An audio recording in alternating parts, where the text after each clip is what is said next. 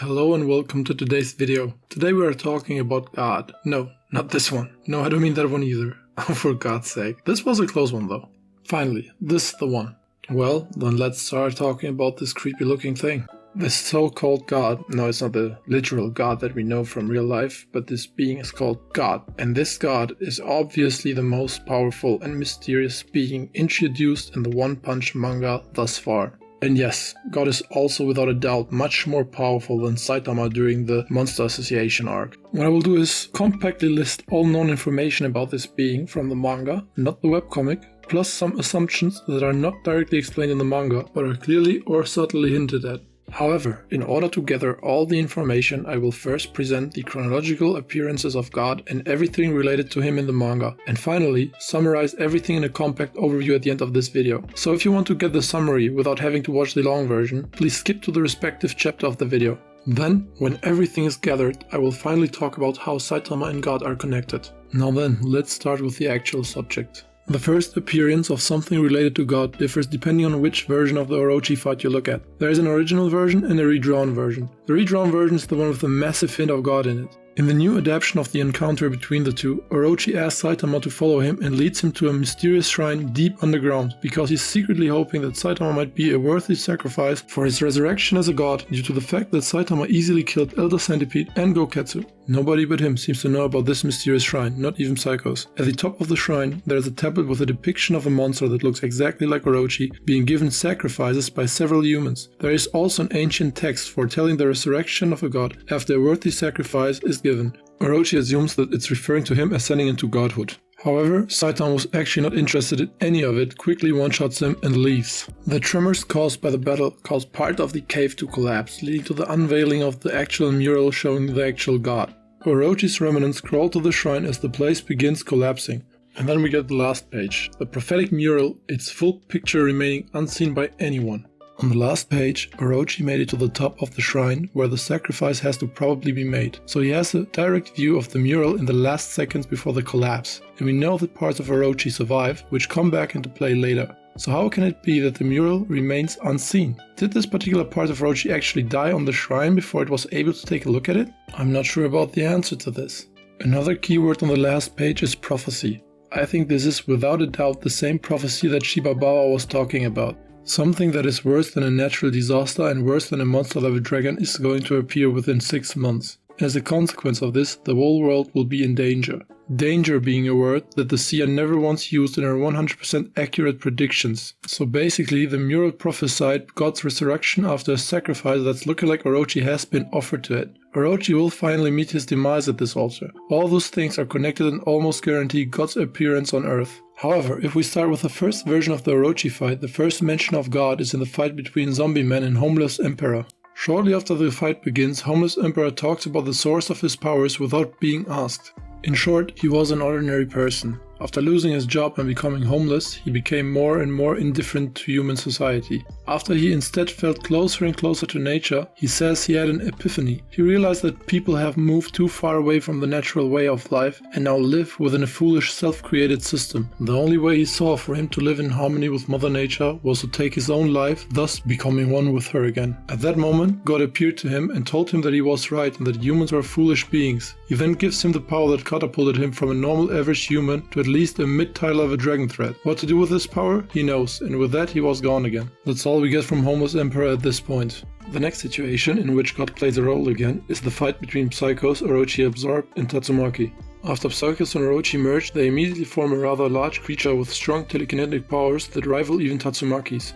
When Tatsumaki overpowers Psychos at this stage of the fight and lifts the monster hideout to the surface, the fused monster appears at the top of the construct, now even larger than before. Tatsumaki herself concludes that the sudden increase in strength could not have been caused solely by the fusion or absorption of the small monsters. On the following page, Psychos wonders if that guy who showed up during the merger was real. We're not left wondering for long who this guy could be, because just like the Homeless Emperor, Psychos begins to brag that God has chosen her and given her incredible power. This new power lifts the fusion from an already very high dragon level to Tatsumaki's level. At this point, both of them could be categorized as the peak of dragon threats or the lowest level of the god category in my opinion. Psychos can now devour so much living tissue so quickly that she wonders if she might not become Earth itself in the foreseeable future. Later, Tatsumaki forms a huge barrier to prevent the further uncontrolled spread of Orochi's roots outside the main battlefield and to make it impossible for Psychos to escape.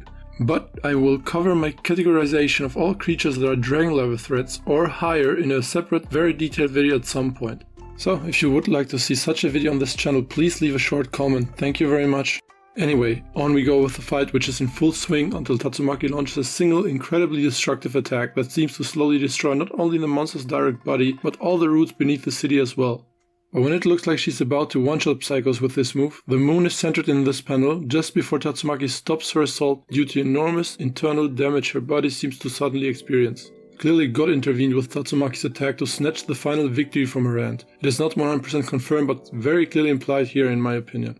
The Esper herself doesn't seem to be sure what the reason was, and she is extremely proficient in using her powers. I'm not sure what God did exactly, but for a being with such power there will surely be enough ways to do this. Some more fighting between the two occur until Psychos tries to flee. Other S-class heroes get involved as well, turning the tide once again in Tatsumaki's favor and separating Psychos from Orochi.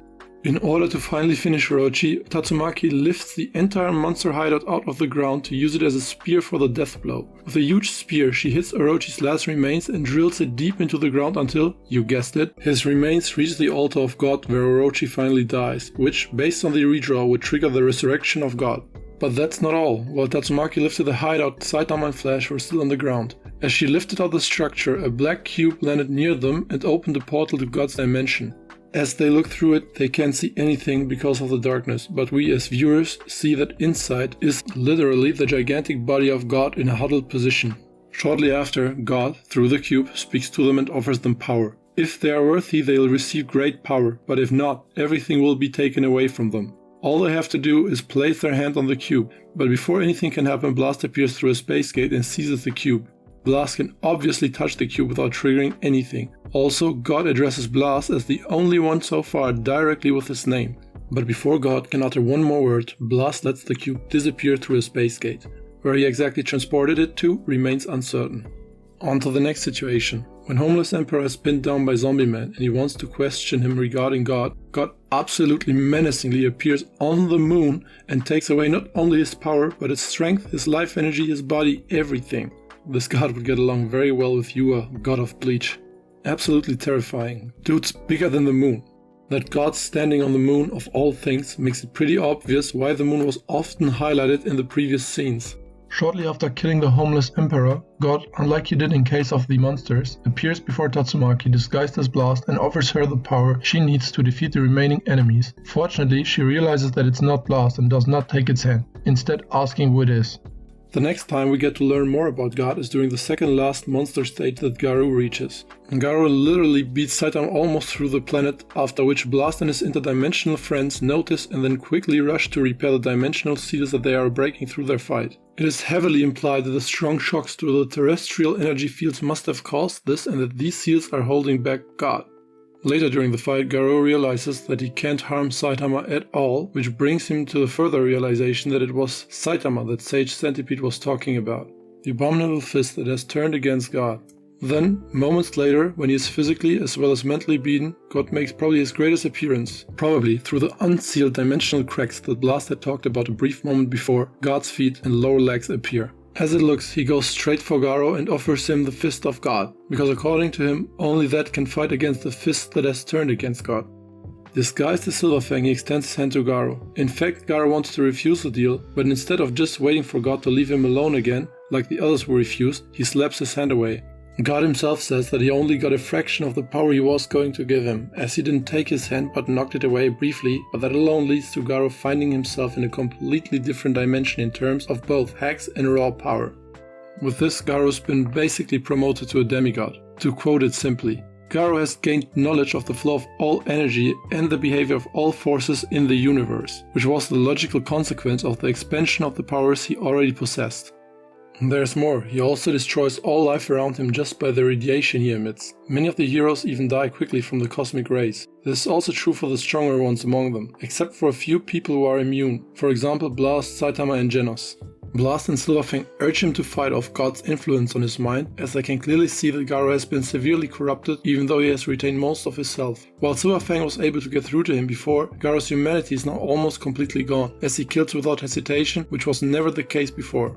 As the final battle between Saitama and Garo begins, we get to see this. That's clearly a pretty ugly bag to go with the huddled body we saw previously when Saitama and Flash found the cube. This makes it pretty obvious that God's physical body is most likely sealed in the moon. And now, ladies and gentlemen, let me introduce to you the mother of all power creeps in manga. While the battle has so far caused only earthly damage at most, not even threatening the very existence of Earth itself, we now see something like this.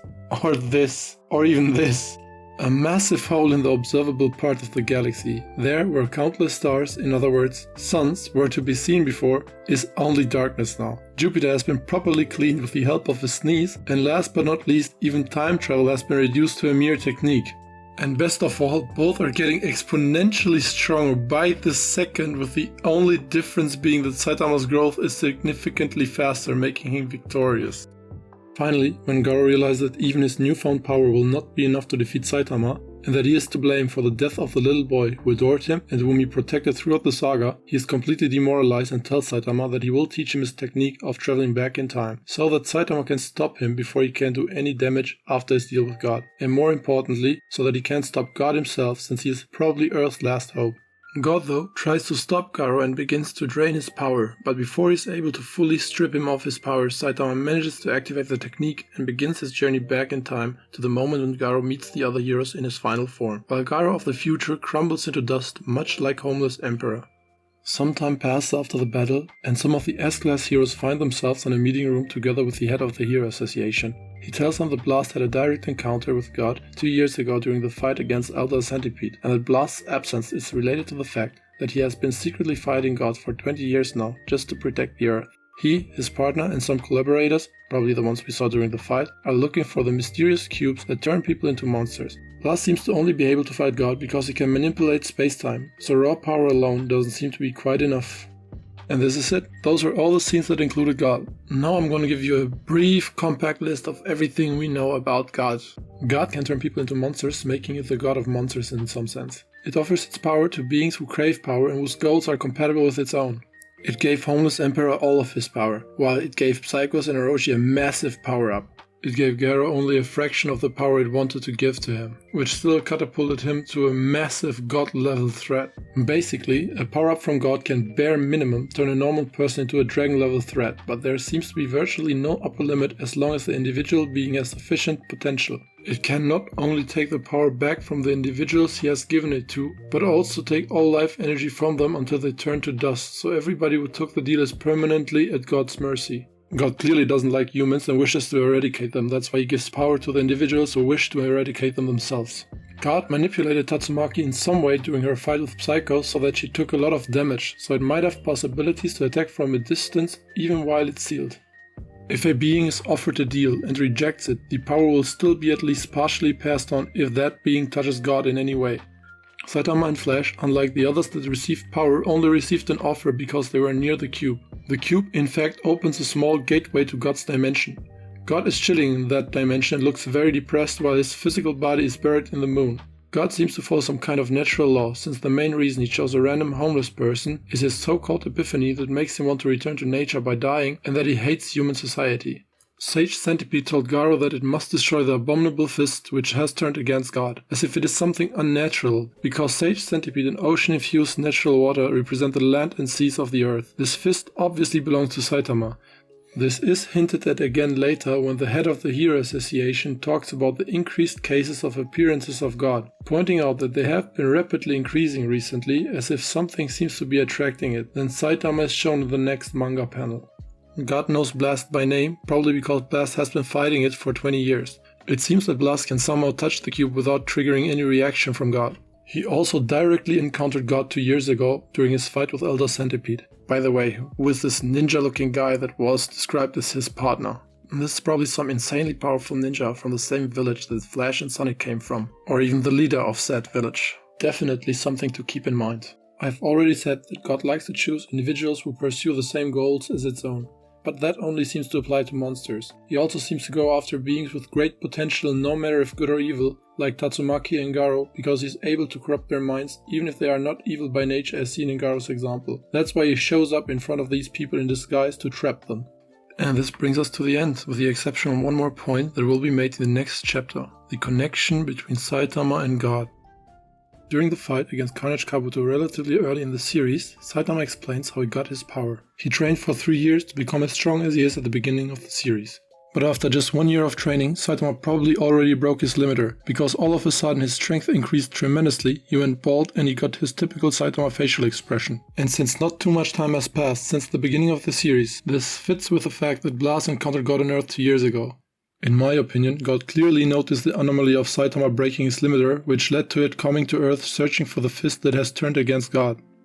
And as previously mentioned, Sage, Centipede and God follow some kind of natural law. That's why they want humanity gone, because they are artificially constructing their society while they have no regard for the natural environment. Which brings us to the conclusion that Saitama is the natural enemy of God.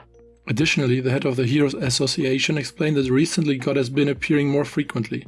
Besides the fact that Saitama trained 2 more years after he probably already broke his limiter, this happened.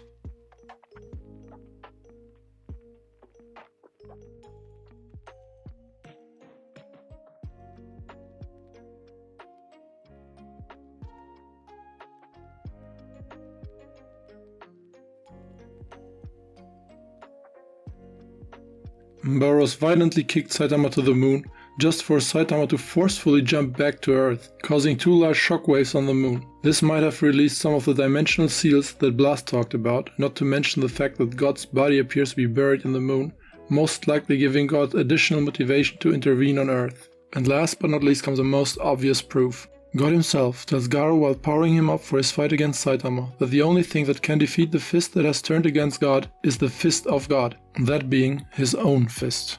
Thus indirectly confirming that the fist that has turned against God belongs to Saitama. And this already brings us to the end, my friends. Hopefully this gave you a good overview of this mysterious character, and if you enjoyed this video, please give it a like. Thank you so much for watching. Peace out.